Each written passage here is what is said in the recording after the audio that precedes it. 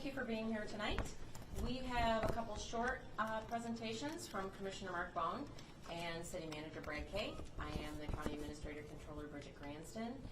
We are going to make you very happy now that things are settling down a little bit. We are going to take some of your questions. So once we have heard from Chairman Bone and City Manager Brad Kay, I will come back up and we will start fielding questions as they come in. And so without any further ado, Chairman Bone. Hello everybody, thank you for being here. So a little update on what's going on. Though the water is receding, many areas we still have damaged roads that are unpassable and closed. There may be also gas and electric outages, which we need you to be careful for. We do not know who can access their homes safely at this time, so we ask you use caution. According to the National Weather Service, the good news appears that we've crested at 35.05 instead of the 38 feet we were predicting, which is great news. But due to the amount of water across the county, it will take multiple days to recede. It's also possible we won't even hit the 24-foot flood stage until the end of the weekend or later during Memorial Day. Please do not try crossing standing water at all. It's essentially a mess out there, and it isn't safe to drive around barriers or travel on the roads that are deemed closed. The Road Commission and Public Works need time to evaluate the viability and safety of the roads before opening. Please monitor the local news and government social media outlets for updated information and accurate information. Everybody please stay safe and do your best out there, and we'll get through this. And at this point I'd like to introduce to you Brad Kay, the City Manager. Thank you, Mark. Again, Brad Kay, City Manager. Mark always gets to break the news. I get to follow up with it and reiterate a little bit from the city's perspective what's going on. So, as he's indicated, things have changed pretty quickly since we met with you just a few short hours ago. At that point in time, we were predicting flood peaks of 38 feet and not cresting until about 8 o'clock this evening. We very shortly after we talked to you, we were in the midst of a meeting and got an updated forecast. I'm sure most of you have seen it already. And as Mark indicated, it dropped the flood peak by about 3 feet, which is a tremendous amount of water and certainly a tremendous extent of water that would have taken place within the city had that come forward. It also moved the peak back by about 4 to 5 hours. So instead of 8 o'clock tonight, it was about 4 o'clock or so this afternoon, which means we're past it. We at this point in time, by all models, by all indications at least, we're cautiously optimistic that we've crested, that we're kind of plateaued right now, but we will start the descent as water starts to recede. That's great news for the county, certainly for the city and the residents and business owners that are within the affected areas. But there are some cautions to that. Certainly the Sanford Dam is out there. It is not completely failed. Should something change there, we have to be aware of that. We will continue to monitor and watch that. But again, we're cautiously optimistic that as the waters are dropping down, that risk continues to decrease. We've had some more recent photography. The state police have flown the area, continued for us. The waters largely in the lakes and the impoundments behind those dams are almost gone, particularly Wixom Lake. If you've been out there and you've seen the photos, there's not a lot of water left. So that, of course, continues to decrease the risk. And so we're hopeful that we're on the downside of the curve, if you will. The negative part of this is this came up quickly, but it's not going to go away quickly. So we talked to you this afternoon about this is not over. Don't consider it to be over yet. We continue to say that message. We're looking probably at 4 to 5 days at least before the water recedes, just to get us back down close to normal river levels, and that puts us about 14 feet. Our normal river levels. Starting to stumble, it's getting late in the day, or more like 8 to 12 feet, somewhere in that range. So 4 to 5 days out, we're still going to be above normal. And it's going to take time. So while we do all of that, there have been a number of steps that have taken place up until now. You're aware of many of them: bridge closures, road closures. Those occur in steps as the water continues to increase in the river. They will go in the reverse order effectively as the water starts to recede. But again, it's not immediate. The message I would stress and put out there is that this isn't, again, over. I mentioned that earlier this afternoon. Don't rush out thinking that you can just rush back to your homes because the water is still there. It has not gone anywhere. Most homes that are flooded will continue to be flooded probably for a good period of time. The road closures are going to be there. You cannot drive around them. Continue to respect those barriers and work with them. And there's some important things as far as the bridges that are important as well, both within the city and within the county. Anytime a bridge has come underwater, it must be inspected before it can be reopened. So even though the water may have disappeared within a very short period of time, there's an inspection permit process requirement that we have to follow before we can allow traffic back on it. So if you look at it and it looks like it's drivable and you're wondering why we may not have the barriers removed yet, that's the reasons. There are specific steps to ensure public safety before the public can be allowed back upon those. We continue, of course, with all of these road closures to have troubles for people moving across into, out of the city. There will be barriers to travel. All of the bridges that cross the river within the city of Midland are closed. They will continue to be closed, as I said, until that process plays out. We can't even consider opening most of these until we probably get below the major flood stage, which is about 24 feet. So we've got about 11 feet that we need to drop before that even happens, and our projections based on the forecast is that's not until at least Saturday night. So there's a period of time here. Of course, human nature is, okay, it's over, let's move on. That's just not the case just yet. So as Mark indicated, we would urge you not to return to your homes at this point in time if you've been flooded. They're not safe to go back to. We have some, as I mentioned earlier, some pump stations that we had to shut down because they were inundated by floodwaters. I said it was 4 at that time. It's actually 5 of them that are offline at this point in time. I think somebody asked me after the fact how many we had in total, and I said 42. I was off. It's 43. But nonetheless, we have 4 major stations that are underwater and continue to be underwater at this point in time. The areas that they affect within the city of Midland are largely the same areas that were evacuated. So areas west of Eastman, sort of out to through North Saginaw Road, Orchard Drive, Perrin Drive, Dublin, all the way up to Wackerly. So again, the west side, if you will, of Eastman Avenue is largely affected. Across the top of Eastman Avenue, up by Wackerly, that area is impacted as well. All of which, again, if there's no sewage systems, no pumping station capabilities, the facilities and the buildings right now are not sanitary to live in, and we would urge you not to put yourselves back into those situations. Again, I mentioned access will be challenging. The next phase that we will be moving into, I think the EOC, we're finally going to be able to take a little bit of a break because now we just have to wait for the waters to go away. But the next phase that all of those of us here at the EOC need to step into is the damage assessment phase. And this is where I mentioned to you before, we ask homeowners and business owners to document the damages and the losses and the water impacts. This is where we're going to start to call for that information and look for that. So we'll be meeting tomorrow to figure out exactly how that process is going to be and what the best manner to intake all of that information will be. And we will convey that to you all as soon as we have it available. But again, those of you, as soon as you can get back there, make sure that damage is documented because it will help you out in the long run. And certainly with the declarations of emergencies and the hopeful financial assistance that the area might receive, those will be very important and beneficial as we move forward. So as I said, we're going to take questions, but I'm going to have Bridget come back up here and we'll go forward from there. So again, we thank you for coming out. Good news, but still sobering. It's kind of hard to say a 30-foot flood or a 35-foot flood is good news, but it's certainly better than 38. Thank you. All right, thank you, Brad. Okay, do we have questions? Hand up, yes. Could you describe how the pandemic has impacted your response, specifically with evacuations and sheltering? Yes, I can answer that question.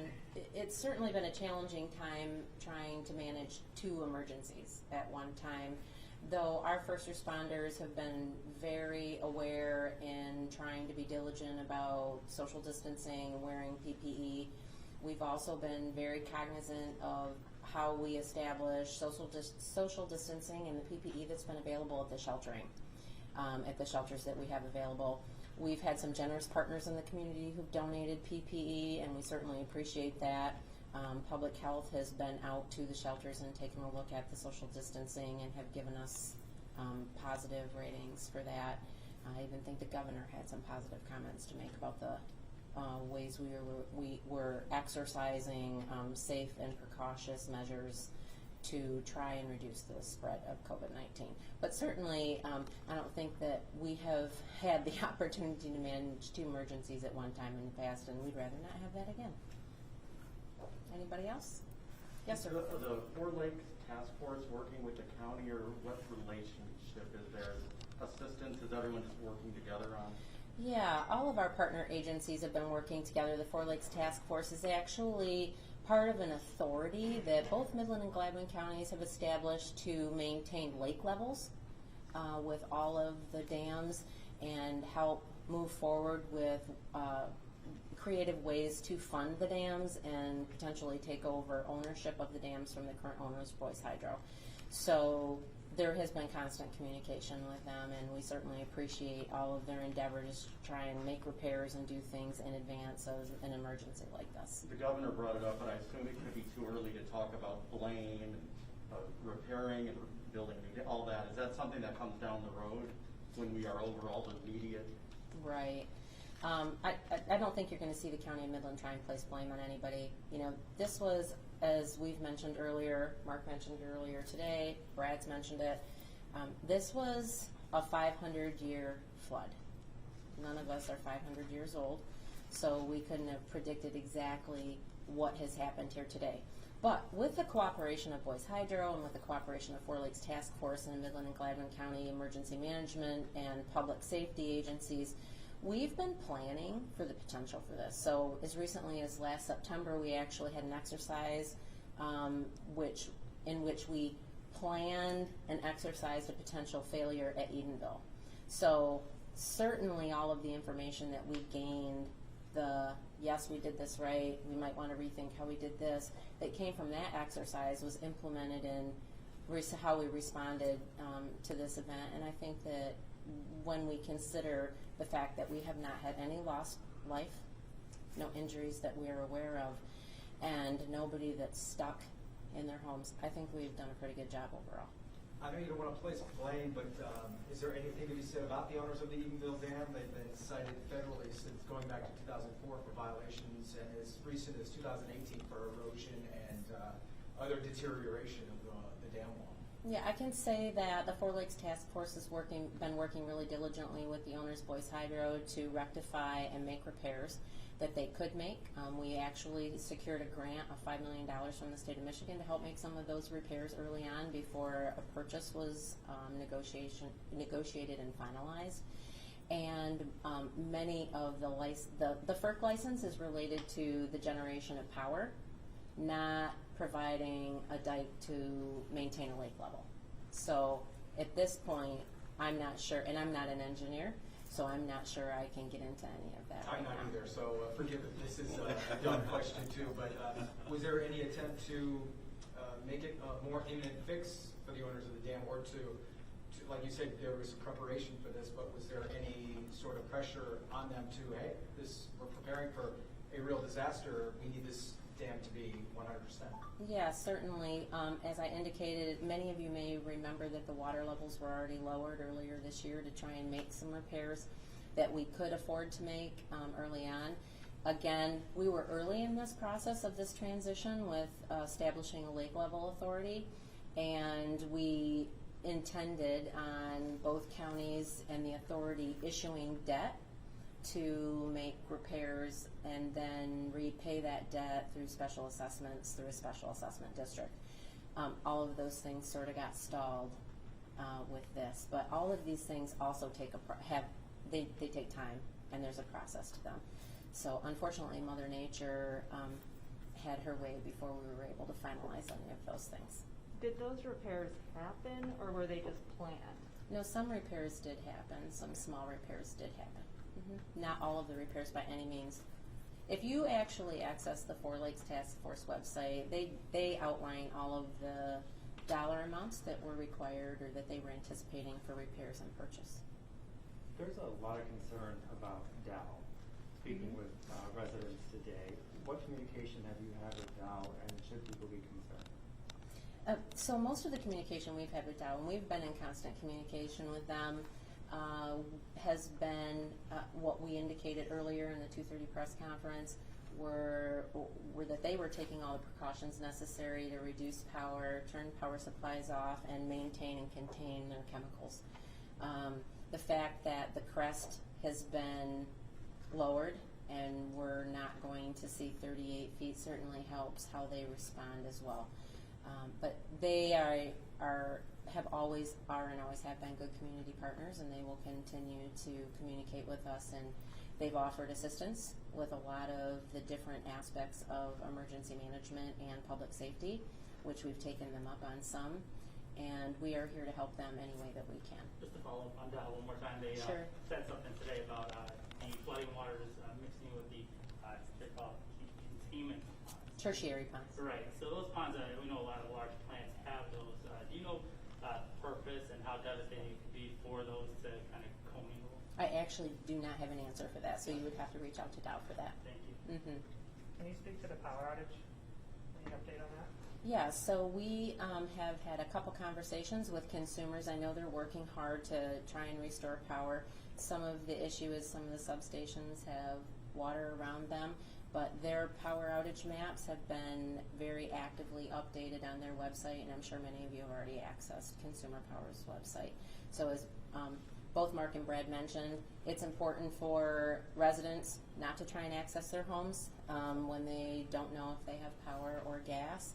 Both of those utilities have seen some damage and have had to be turned off because of the water levels. Any Sanford, I may have missed in the beginning, any update on the structural, how the Sanford Dam is going? I know it's hard to see actually because Right. the water was out. Any update on? No, nothing has changed at this time. So water has gone over the dike and around the dike. The plug is out at Sanford, so a little water's going through. But the structure remains there, which is different than Edenville, right? So a lot of the earthen, if on the east side of Edenville, a good portion of the earthen dike is gone and washed away. Question I'm being asked from one of our reporters who's watching on the live stream. Back in 2018, the revoking the license was also a concern, the spillway concerns. Was it not taken seriously, or who is it a federal issue, a local county issue? I think I'm a little confused on who oversees everything when it comes to the dam. So I will give you as much information as I know. I'm not an I guess expert. we're still learning. Right, sure. I'm not an expert on dams, though I know a lot more than I ever wanted to. So the FERC, as I mentioned, is the Federal Energy Regulatory Commission, and they actually have oversight over any hydro power generating dams. So Edenville is the one that lost their FERC licensing. The other dams still generate power.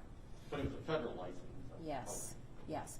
So now Edenville is, or was no longer, a FERC dam. It's basically overseen by, help me Jennifer, DNR? State of Michigan DEQ. State of Michigan DEQ. And it is now a lake level dam, or was a lake level dam only. Is there a plan or need to shut off water or sewer services to parts of the city or county? Brad, I'm going to let you handle that.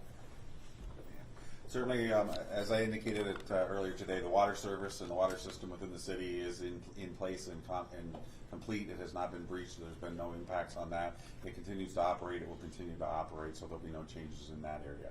I mentioned certainly some of the sewer, the sanitary sewer impact with the pumping stations being down.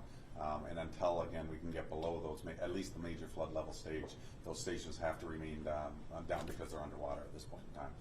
It does not, again, knock on wood, and if everything goes well, and we're hopeful, hopefully there won't be any further stations that are necessary. Certainly it should not be because of floodwaters unless there's a surge, again, should something change with the dams upstream. So if it's there now, it should continue to be there and be serviced. Okay. A While you're follow-up up there, on that. oh, go ahead. Sure. Sorry. A follow-up on that from a viewer. They want to know what's the plan for waste pumps precisely when they would need to evacuate if they're near one or anything like that. Something would occur. Yeah, there shouldn't be a need to evacuate anyone that hasn't already been evacuated in this point in time.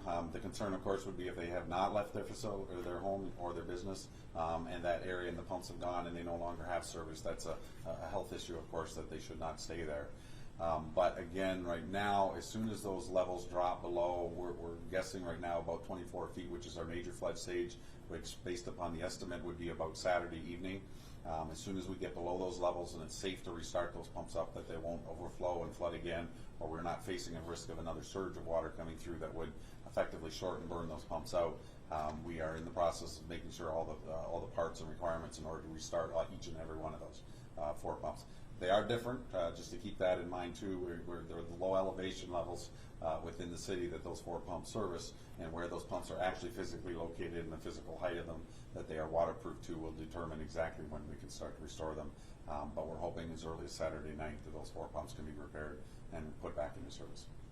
You mentioned the 35 being more important than 38. Can you put that into real terms? I mean, what can you point to? 3 fewer feet of water. Do you know exactly what may have been saved? How big is this? Yeah, at this point I can't.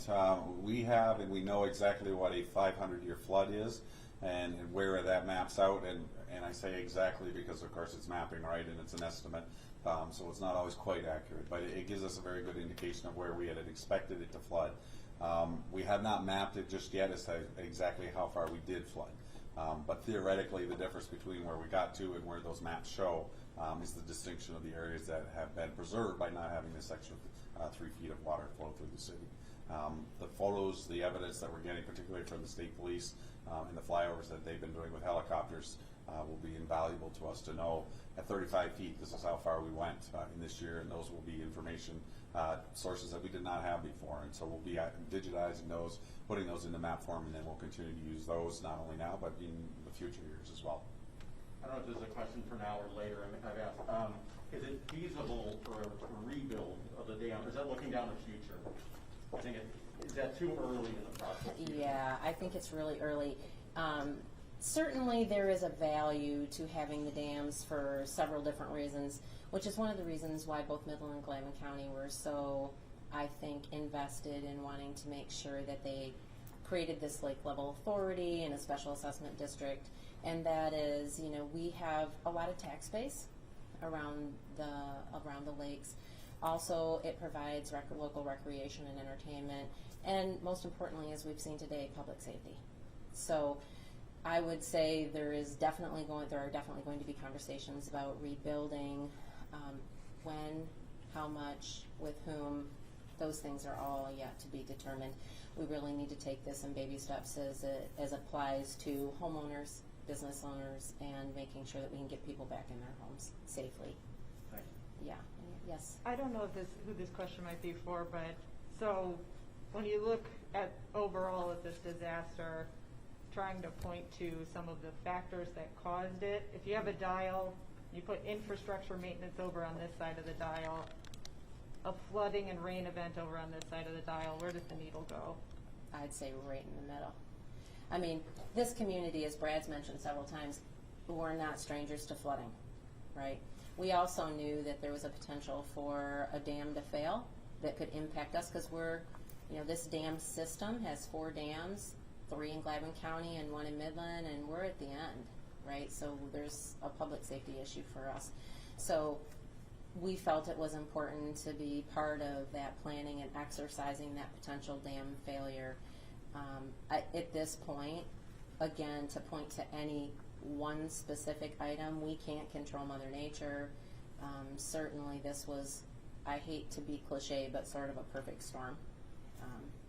But I can tell you this, that all of our successors 500 years from now, if they can access any of our technology, they're going to have all kinds of information to base their reaction and response on.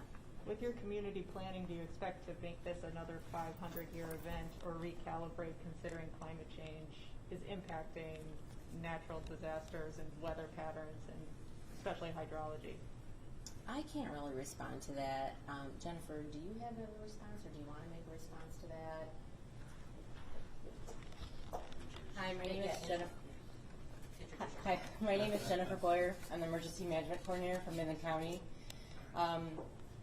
There is a lot of talk about climate change and stuff. One of the plans that Midland County has is a hazard mitigation plan where we actually identify the hazards in our community and how they have different impacts across our community. And one of those things in there is talks about climate. We didn't address this time, but our next review where we talk about climate change. But part of the reason why we started doing a lot of this exercising and reviews is because we have been seeing more significant heavy rain events that have been very widespread. And because the Tittabawassee River Basin is so large and so much drains and all comes through Midland, that's where we kind of ramped up in planning for these types of things, because the last couple of years we just had some significant rain events and there's nothing we can do about them. It's just part of Mother Nature. So we just really invested into having some plans to respond to those the best that we could within our capabilities. So do you expect this to be a 500-year storm or event, or would you say maybe it should be 100-year, considered 100-year or less? I'm not sure that National Weather Service usually terms those things based on their calculations. I don't know if it's a 100-year rain event. 2017 was a 100-year rain event, I believe that was. This year we had a heavy rain event, and then because of all the water coming through, that called it the dam failure. So we weren't really at a 100-year flood event before the dam failed. So we're kind of within 4 foot or whatever of a gray area. And it's not all exact science. There's a lot of variables that go into all of this with temperature and rain and just all of those types of things with the climate. Someone asked if you could speak on the process for those who may be stuck at home, either animals or humans. Yeah, thanks, Jeff. We expect that in communication with local public safety that we will have first responders going door to door to do well checks. We have all 4 out of 5 shelters who are accepting pets. The only shelter that isn't accepting pets is Coleman. We've also had communication with the Humane Society here in Midland, and they are able to house animals if we need them to. You simply have to reach out. So, did I answer your question? Okay. Many people are asking about the evacuation for east of Eastman. They said because of the sewer shutoff that they were notified to leave, but people are confused if they do need evacuated or not. Brad, this is you.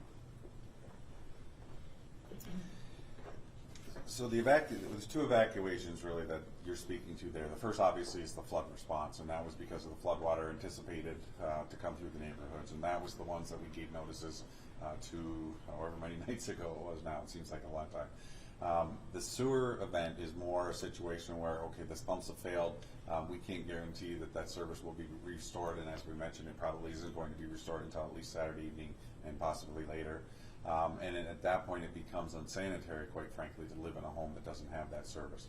And so that is a separate notice. So if you've been notified that you no longer have sanitary sewer service to your home, it's a secondary notice to evacuate because of the health hazard that living in a facility such as that constitutes. So if you've been notified that your water and your sewer, your sewer is not functioning, it is, again, advisable. We would strongly recommend that you find another location until that service can be restored. And again, one of the challenges, as I mentioned before, is when sanitary sewer pumps are offline, there is a danger of backing up, and there's just that's unfortunately one of the realities of a system when a pump system that's intended to take away some of that waste material just is not functioning. So. Gladwin County just sent out an email saying they're lowering the water levels on Secord, Smallwood Lake, Tittabawassee to inspect dams. Does that impact anything here at all? It would literally just sent it, so I don't know if there's a... You're ahead of us, so we don't have Okay, sorry.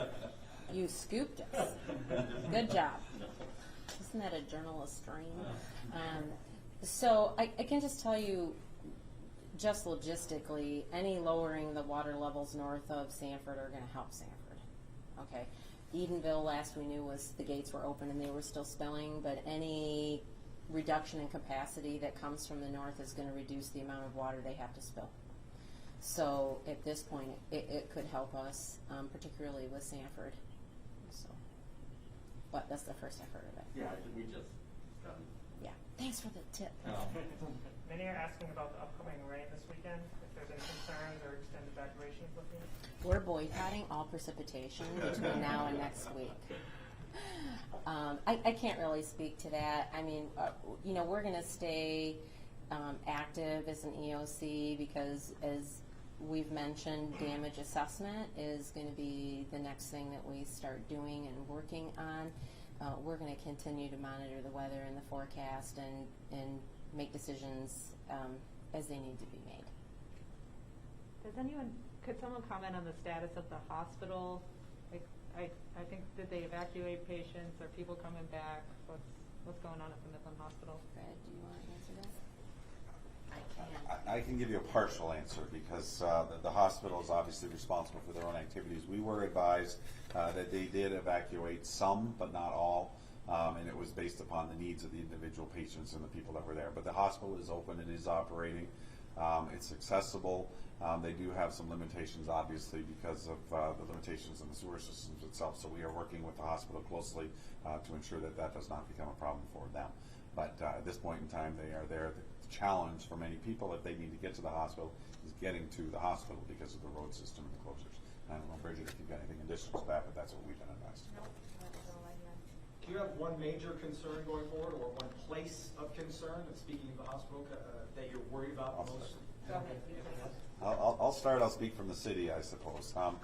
Right now, the immediate need, of course, is the water needs to go away, and we need to reopen our transportation infrastructure so that when that happens, that's probably the first step that things start to take place and reform back into a more of a normal operations. Once that happens and those streets start to open, the next level is those utilities are able to be restored, and then that cascades down, of course, to people being able to get back to their homes. The hope, of course, is that for many people they weren't flooded, and that's the simplest solution, that they'll be able to walk back in. They'll have been a few days away, but they'll be able to resume their lives within their homes without damage. That, unfortunately, is not going to be the case for many people. They're going to walk back in. There may be water in their basement. There may be water in their main floors, and there certainly is going to be damage in their homes, and they're going to have to deal with those. Our concern is that, again, we live in a floodplain. We live within an area that is below the regulatory floodplain, which is important. And the reason being is that people who own properties that are within a regulatory floodplain have significant restrictions on what they can actually do to restore properties. Essentially, the values of a home and the restoration value that goes into it can't exceed 50% of the value of that home.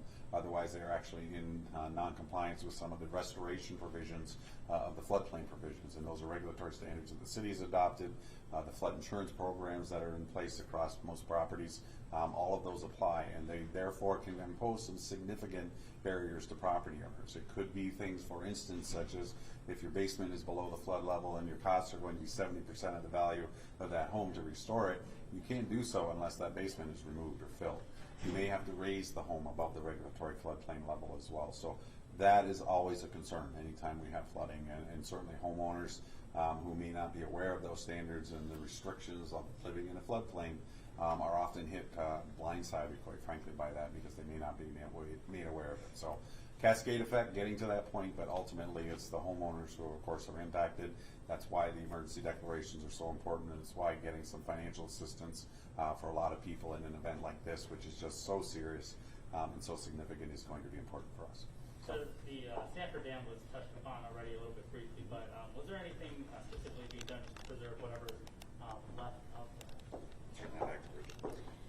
Yeah, no one can get there. I mean, we don't want to endanger lives, and as first responders, it's underwater or partially underwater, so not at this time.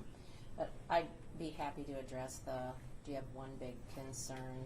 Yeah, it's kind of a long and holistic answer. So, you know, this has been a really traumatic event for a lot of our residents in the Midland community. And it's not long after we had a really traumatic flooding event 3 years ago in 2017. A lot of our folks in this community who had damage and loss have really just recovered. And, you know, this is just, I think, going to have an impact not only on them financially, but emotionally, mentally, and, you know, we have an amazing number of very giving charitable resources in the Midland community. We are certainly blessed to have all the partners and philanthropic organizations that we do. But part of the concern is access and communication, and how we get those folks to advocate for themselves, have advocates. How do we get them the resources? How do we get them to report information? How do they determine damage assessment? So during the 2017 flood, we were very blessed to have a coalition of people and organizations, agencies, nonprofits who came together and coordinated volunteers to help our residents with damage assessment and reporting and access to FEMA and small loans, and report insurance claims. And I really believe that, homes are important and buildings are important and infrastructure is important, but those things can be replaced. And we really need to think about the fact that the most important thing always is people. And so although this has been a really traumatic thing, we haven't had any loss of life, and we're blessed in that aspect, and we will continue to pull together as a community to help offer the folks who have suffered so much loss during the last several days an opportunity to ask for assistance and help them find the resources that they need and really get them back in their homes so they can start feeling a little sense of normalcy again. Anything else?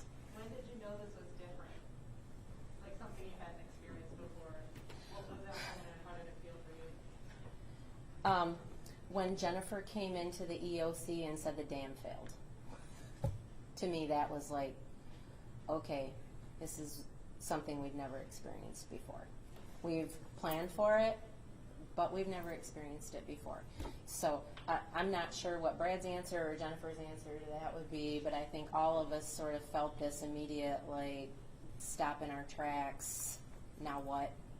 And then after that deep breath, it was like, okay, we got this, we've handled this, we've planned for this, and now we just need to do what we need to do because we know how to handle a flood.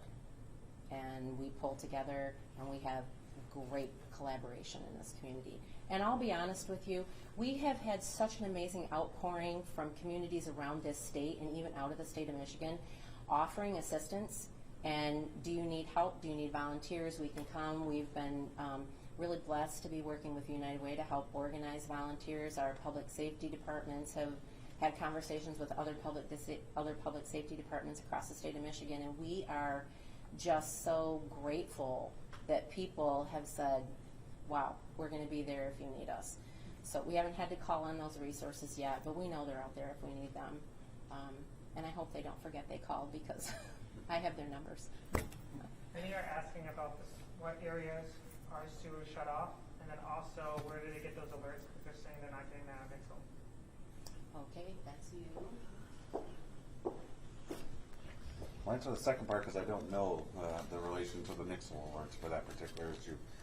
In general, though, the areas that are shut off, or at least the pumps had to be shut down at this point in time, more or less reflect the evacuation area. So it's predominantly west of Eastman Avenue, and then it stretches down into the downtown core area as well. But if you look a little bit more specifically, if you go to the very end, the north end of Eastman before you hit US 10, so over in the Wackerly area, there's a broad band kind of across both sides, both east and west, that have no sewage facilities, or at least pumping facilities operating at this time. If you go sort of up Saginaw Road, you extend up and down. Orchard, I think, is the east boundary, and so it's really west of Orchard in that particular location.